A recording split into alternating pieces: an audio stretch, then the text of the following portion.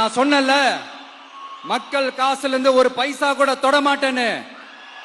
அத இப்ப ஆண்டுகிட்டு இருக்கிறவங்க, இதுக்கு முன்னாடி ஆண்டவங்க தில்லா சொல்ல முடியுமா? என்னை எதிர்த்துட்டு இருக்கிறவங்களால தில்லா கட்ஸா கெத்தா இத சொல்ல முடியுமா? நீங்க ஒழுங்கா ஆட்சி நடத்திருந்தா பெண்கள் பாதுகாப்பு ஏன் இவ்வளவு மோசமா இருக்குது? இளைஞர்களுக்கு ஏன் வேலை வாய்ப்பு இல்லாம போச்சு? போதைப் பொருள் கலாச்சாரம் ஏன் அதிகமா இருக்கு? சட்டம் ஒழுங்கு ஏன் சரியா இல்ல? வன்முறை ஏன் தலைவரிச்சு ஆறுது? இதுக்கு உங்களால பதில் சொல்ல முடியுமா ஸ்டாலின் சார்?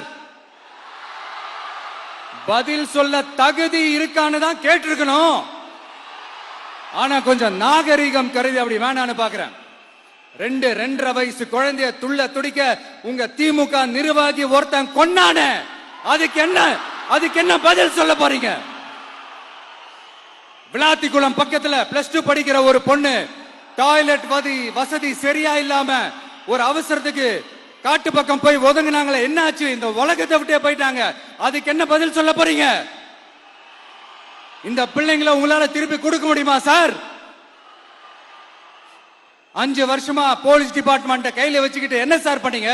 பொம்மைகள் மாதிரி வச்சு விளையாடிட்டு இருந்தீங்களா? ஒரு மனசாட்சின்றது வேணாம். நாங்குநேரி பிரச்சனையை பத்தி பேசினா அது போதையில நடந்துச்சான், போதை பொருட்கள்னால அது நடந்துச்சான். பெரிய கண்டுபிடிப்பு எங்களுக்கு தெரியாது பாரு. அது எங்களுக்கும் தெரியும், உங்களுக்கும் தெரியும். கேள்வி அது இல்ல, அதை ஏன் தடுக்கலன்றதுதான் எங்களுடைய கேள்வி. இது மட்டுமா?